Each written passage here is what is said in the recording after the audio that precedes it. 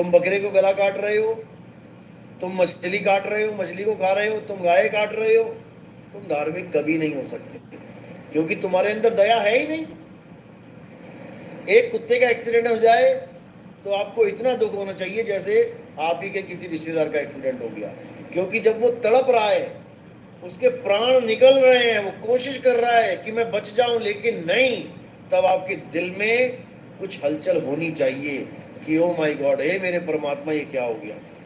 तब तो समझ जाना कि तुम्हारे अंदर प्रेम नाम की कोई चीज है, क्योंकि अगर प्रेम नहीं है तो परमात्मा नहीं मिल सकता। गाते भी हम लोग, जिन प्रेम कियो नहीं प्रभ पायो, और जिन प्रेम ही ना कियो। कौन से प्रेम की बात चल रही है यहाँ पे? यहाँ कोई मियाँ बीवी के प्रेम की बात चल रही है? यहाँ कोई माता पिता और बच्चे वाले प्रेम की बात चल रही है? नहीं, यहाँ पर जीवों से प्रेम की बात चल रही है, परमात्मा से प्रेम की बात चल रही है। अगर वो प्रेम तुम्हारे पास है तब तो समझ लो कि तुम्हें कुछ मिलने वाला है। अगर वो प्रेम तुम्हारे पास नहीं है, किसी बकरे की गर्दन कटी और तुम्हें तुम्हारे अंदर हलचल नहीं मची, तो इसका मतलब तुम्हारे दिल में परमात्मा बैठने वाला नहीं है। भूल जाओ, जो मर्जी कर लो। और परमात्मा कोई ऐसी चीज नहीं है जो मरने के बाद मिलता है, ये भी दिमाग से निकाल दो कि चलो कोई बात नहीं, हम अच्छे अच्छे काम करते रहते हैं, परमात्मा आप ही मिल लूगा। कहते सानू की लोड़ है, उन्होंने लोड़ होगी, आप ही ले जाओगे सानू। भाई लोड़ उसको नहीं है, लोड़ हमें है।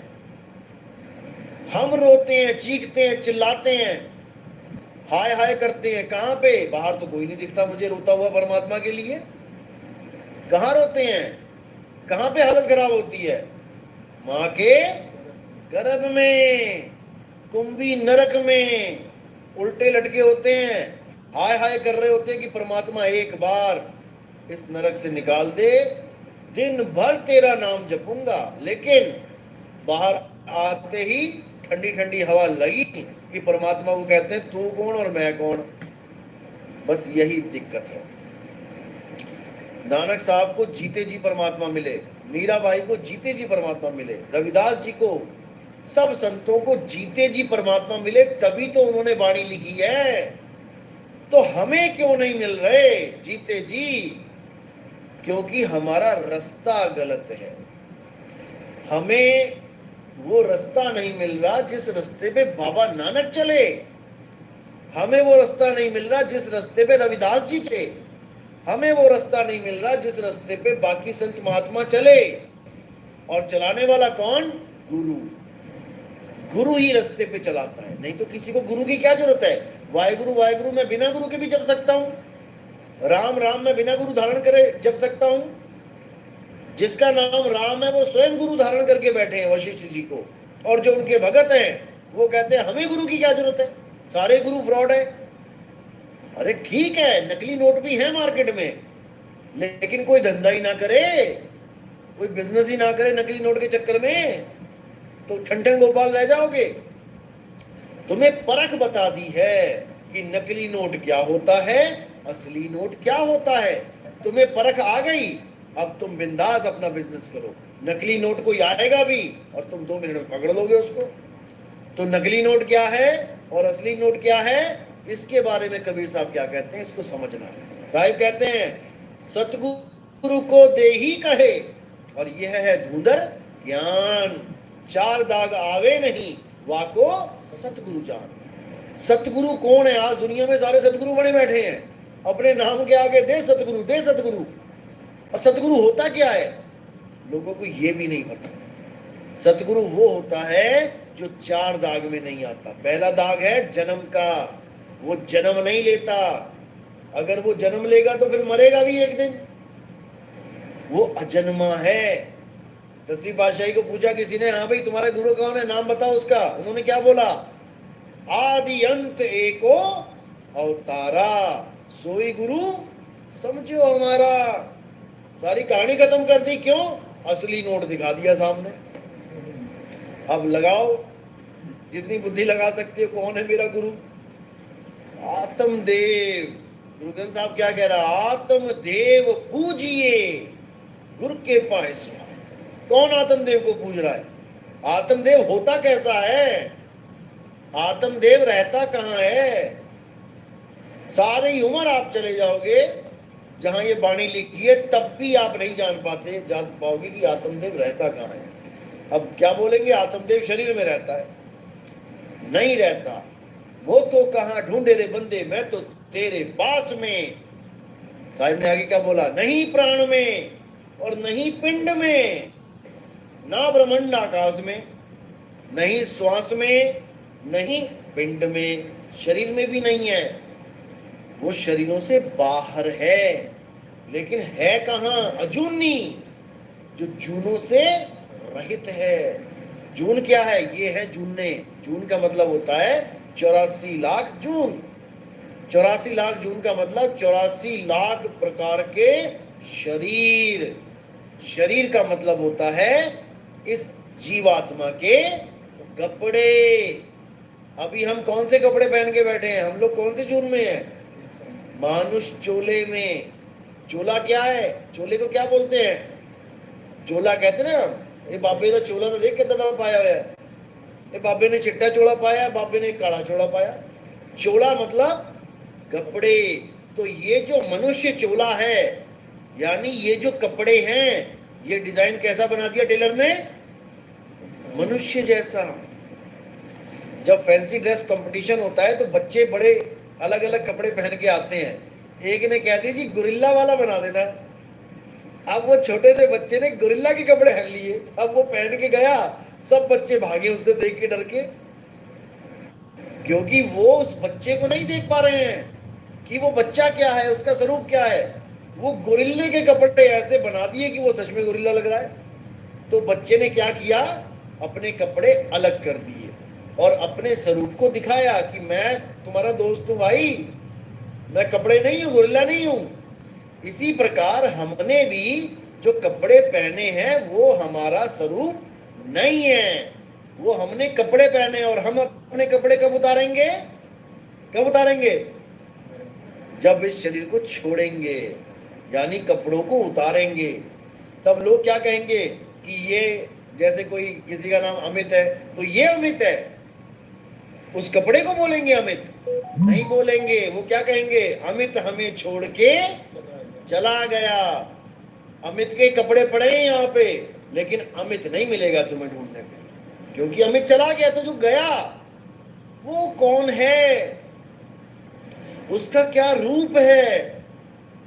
जब तक तुम्हें ये समझ में नहीं आया कि मैं छोड़ के जाऊंगा, मैं पड़ा नहीं रह जाऊंगा, पड़ा रह जाएगा पिंजड़ा और छोड़ के जाएगा तोता। मैं तोता हूं, मैं पिंजड़ा नहीं हूं। अब जो परमात्मा है, अगर वो इस काया में होता तो ठीक है, तोता चला गया, किसी ने गोली मारी और इस जीव आत्मा ने, तोता ने डर के मारे छोड़ दिया शरीर।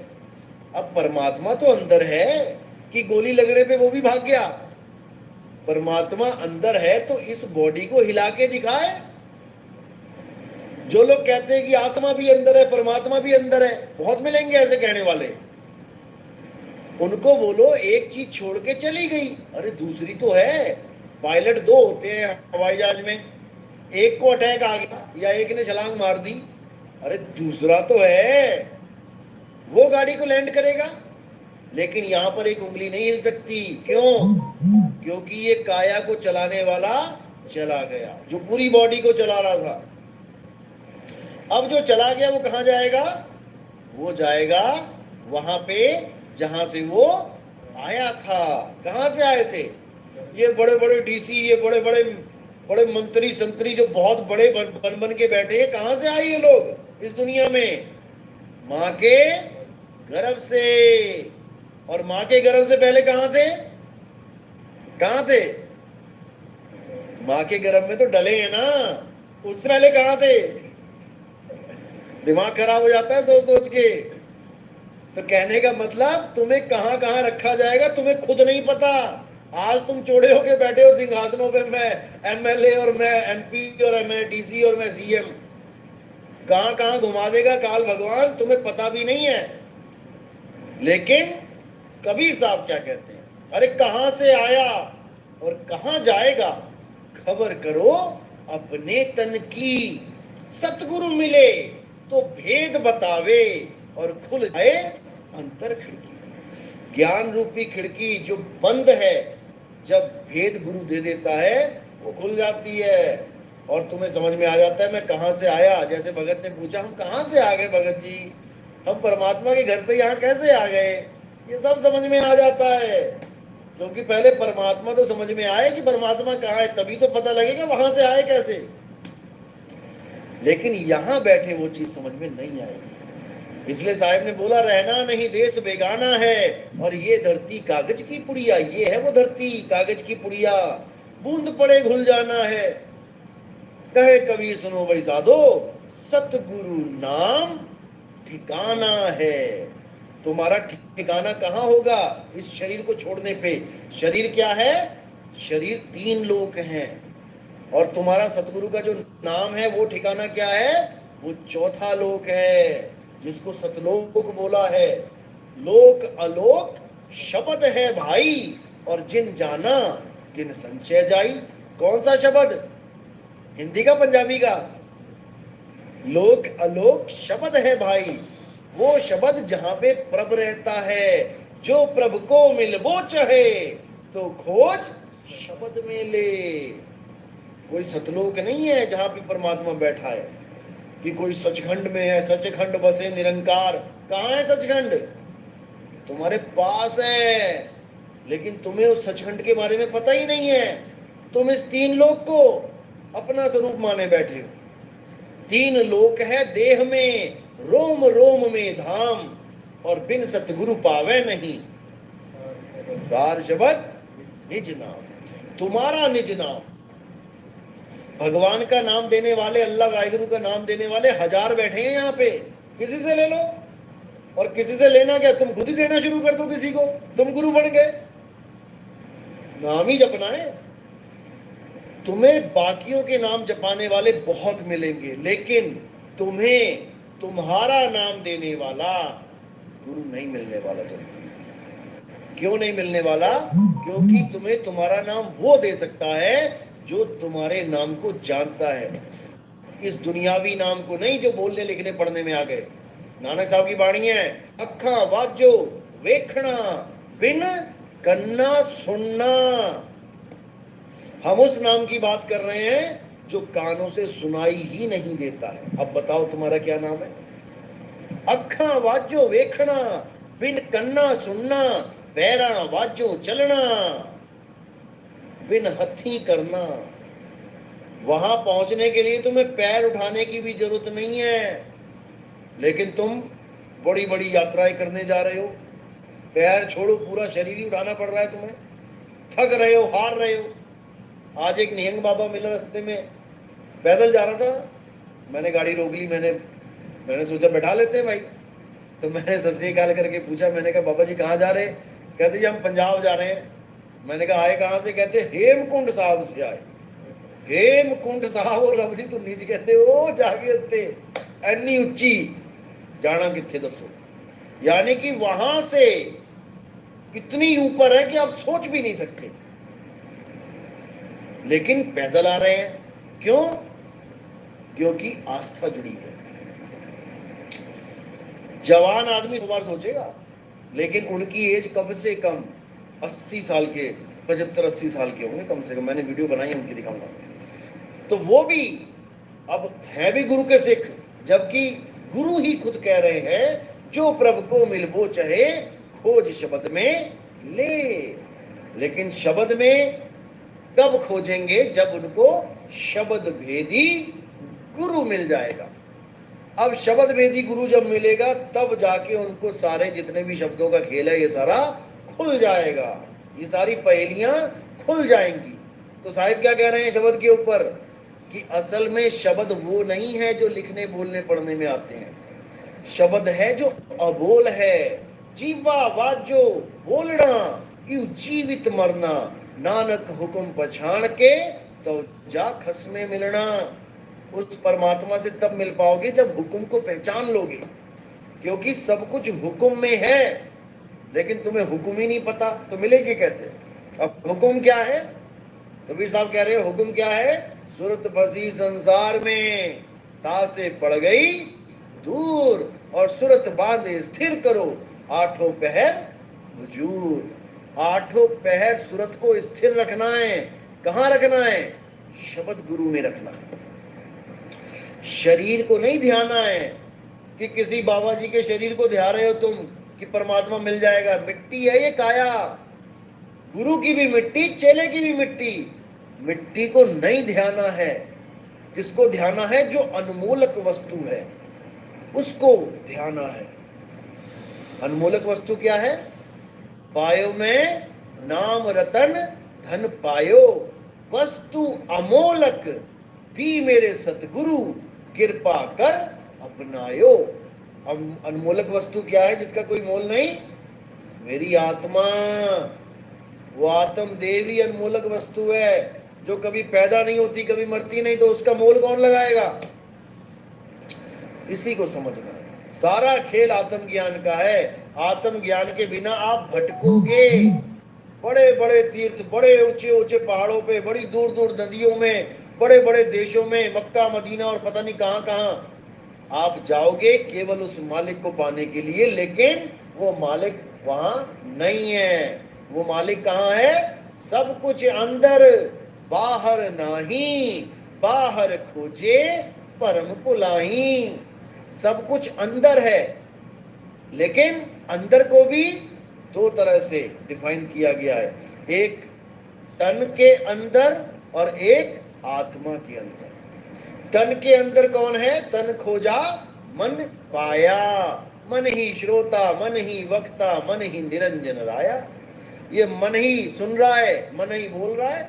अच्छा अच्छा सुन रहा है, जैसी कुछ गलत बात आ गई, किसी ने तुम्हें गड़बड़ कह दिया, देखो इसका टेम्परेचर कहाँ जा रहा है। मन ही श्रोता, मन ही वक्ता, अच्छी अच्छी बातें भी बोल रहा है, बीच में गाली हो जाए तो माँ बहन भी करना शुरू कर देगा, क्योंकि ये मन है। मन ही श्रोता, मन ही वक्ता, मन ही निरंजन राया। निरंजन राय कौन है? यही अलख निरंजन। जो पहले संत महात्मा आते थे लाल चोले वाले, क्या बोलते थे? अलख निरंजन। तो अलख निरंजन कौन है? किसी ने कभी फोटो देखी उसकी? किसी भी दुकान पे जाओ जी, आप किसी का भी नाम ले लो जी, मुझे कैलेंडर चाहिए, हाँ जी बोलो, राम जी का, श्याम जी का, हनुमान जी का, जानकी का, कबीर जी का, रविदास जी का, नानक जी का, सबका। बस तुम एक नाम बोल दो जी, अलख निरंजन का कैलेंडर दे देना। वो भी बेचारा सोचा च पै जाऊगा, यार ये केड़ा कैलेंडर है, आप नाम तो सुने पर आज तक समझिया नहीं कि ये है कौन बंदा, क्योंकि उसका कोई रंग रूप नहीं है। वो है मन, मन ही स्वरूपी अलख निरंजन, तुम्हें राख भरमाई हो, ए जियरा तू अमर लोक का बड़ा कालवश आई हो।